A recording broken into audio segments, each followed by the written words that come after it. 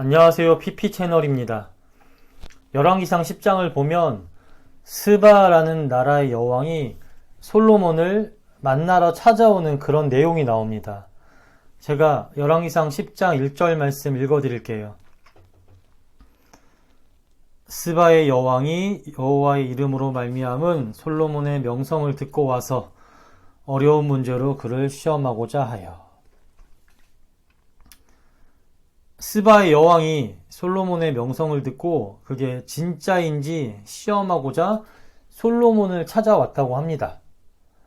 이를 그냥 보이는 그대로만, 문자적으로만 보자면 말 그대로 솔로몬이 지혜롭고 대단한 왕이라는 명성이 자자하니 그가 얼마나 지혜로운지 내가 테스트해 보겠어. 이런 식으로 스바의 여왕이 솔로몬을 테스트하려고 시험하려고 찾아온 것처럼 보입니다. 그리고 계속되는 열왕기상 10장 10절 말씀을 보면 스바 여왕이 자기가 낸 질문에 솔로몬이 지혜롭게 대답하는 것을 보고 또 그가 한 놀라운 건축물들과 신화들을 보고 만족해하며 솔로몬에게 많은 금과 보석과 향품을 주는 그런 내용도 나와요.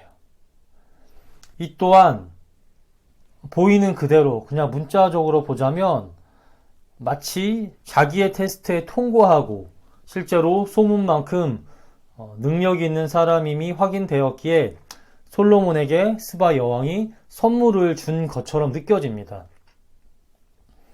그런데 생각해 보세요. 이게 있을 법한 일입니까? 먼 나라에 지혜로운 사람이 있다는 소문을 듣고 그걸 확인하러 진짜 그곳까지 가는 사람이 있나요? 또 그런 소문을 듣고 나를 찾아왔다고 해서 생판 모르는 사람이 나를 테스트한다는데 거기에 응해주는 사람이 있습니까? 그리고 소문 그 이상 내가 생각한 것보다 그 사람이 지혜롭다고 해서 그에 대한 대가로 거액을 주는 사람이 있나요? 아니요, 없어요. 그런 거는 옛날 이야기나 전래 동화에서나 있을 법한 얘기지 지금 우리가 사는 이 세상에서는 일어나지 않는 일입니다. 그렇기에 이 말씀은 스바 여왕이 솔로몬의 지혜를 확인하러 솔로몬을 만나러 왔다고 생각하면 안 됩니다. 그러면 스바의 여왕이 왜 솔로몬을 만나러 왔을까요? 네, 그 이유는 바로 자기 나라를 위해서였습니다. 당시 시대, 솔로몬이 왕이었을 시대의 이스라엘은 주변국에 영향을 미치는 강대국이었습니다. 하나님께서 순종하면 주신다는 축복을 다윗을 거쳐 그 아들 솔로몬에게 주셨고 이로 인해 이스라엘은 부귀영화를 누렸어요. 그리고 주변 나라들의 이러한 이스라엘의 국력과 솔로몬의 능력에 대한 소문이 퍼져나가고 있었습니다. 그래서 많은 나라의 왕이나 사신들이 친하게 지내기 위해 이스라엘에 왔고 우호 관계를 맺으려고 했어요. 강대국이랑 친하게 지내면 이익이 더 손해보다는 많잖아요. 그리고 또 우리가 어려울 때 도움을 요청할 수도 있고 도움을 받을 수도 있고 이렇잖아요. 그렇기에 그리고 나라들이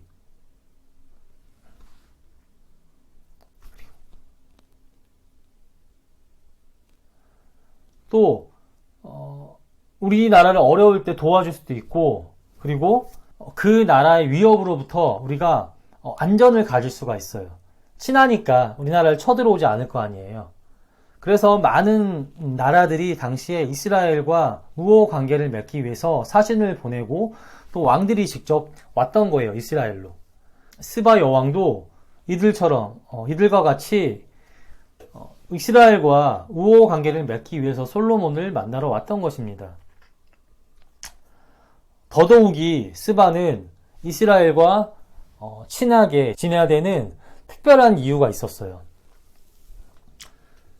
솔로몬이 다스리던 그때 시기에 스바라는 나라는 지금의 에티오피아 그 지역 부근과 예멘 지역을 다스리던 나라였습니다.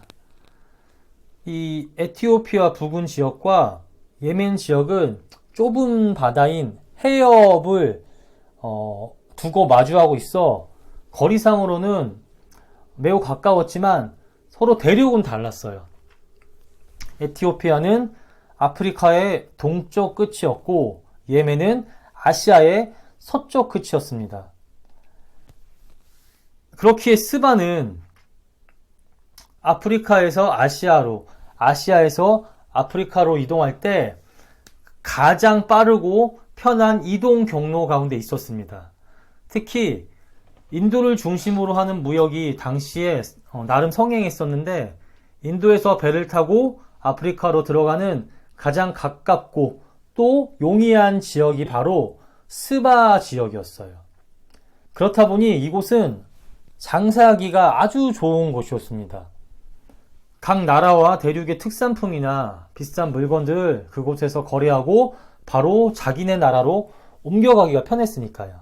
그래서 각 나라와 지역에서 많은 사람들이 장사하기 위해 이곳으로 몰려들었습니다. 스바는 이들에게 장사할 수 있는 장소를 제공해줬고 또 자기들은 무엇을 만들어 팔지 않아도 중간에서 아프리카의 물건을 사서 거기에 마진을 붙여서 다른 나라에 팔고 또 아시아 지역의 물건을 사서 거기에 마진을 붙여서 다른 나라에 파는 이러한 중개무역으로 많은 부를 축적했어요. 특히 당시 값비싸고 귀중히 여겼던 아시아의 물품들을 취급함으로 많은 부를 축적했습니다. 그런데 솔로몬이 이스라엘의 왕이 되면서 이러한 중개무역의 중심지가 스바에서 다른 곳으로 바뀌게 돼요. 어느 곳으로 바뀌느냐? 네, 에시온 게벨이라는 지역으로 바뀝니다.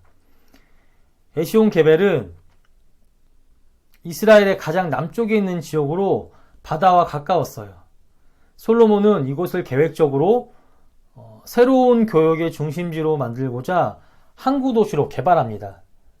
그리고 이곳을 통해 중개 무역을 시작했고 이로 인해 많은 부를 축적하고 있었어요. 에시온게벨은 스바보다 이집트에 더 가까웠는데 아마도 당시 아프리카 대륙에서는 이집트가 거의 모든 부와 경제를 쥐고 있었기에 중심지였기에 이집트 본토와 가까운 에시온게벨이 스바보다 장사하는 데 있어서 더 이점이 많았던 것으로 보입니다. 그래서 그동안 스바에서 장사를 했던 사람들 중 많은 이들이 에시온게벨로 옮겨와서 장사를 하게 돼요. 그러면 그동안 중개무역의 중심지 역할을 했던 스바는 어떻게 될까요?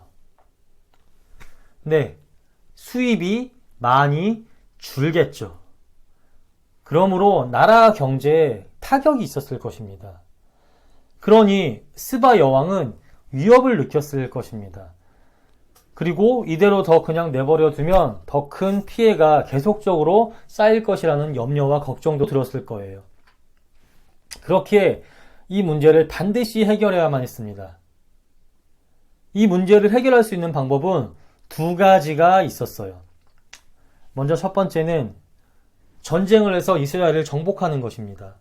무력으로 이스라엘을 정복하면 깔끔하게 이 상황을 정리할 수 있었어요.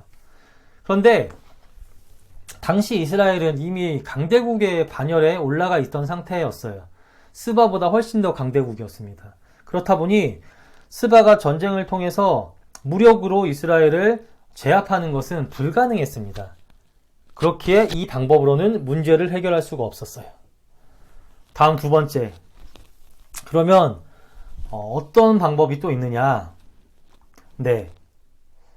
이길 수 없다면 같은 편이 되어야겠죠. 내가 성의를 보이고 친목을 다져 우호관계를 맺으면 그래서 같은 편이 되면 좀 봐주지 않겠어요? 우리도 그렇잖아요. 생판 모르는 남보다 우리가 조금 알고 사람을 더 신경 써주고 더 사정도 봐주잖아요. 네. 스바 왕은 이 두 번째 방법을 택합니다. 그래서 심이 많은 금과 보석과 향품을 가지고 자기 성의를 가지고 솔로몬을 만나러 온 거예요. 우호 관계를 맺으려고. 이를 통해 아마도 각자 지금 하는 중개 무역에서 서로의 영역을 침범하지 말자고 제안을 했다든지, 또는 스바가 하던 중개 무역을 이스라엘이 많이 뺏어가니 더 이상 뺏지 말아달라고 부탁했다든지 등의 아마 이런 제안을 했을 거예요.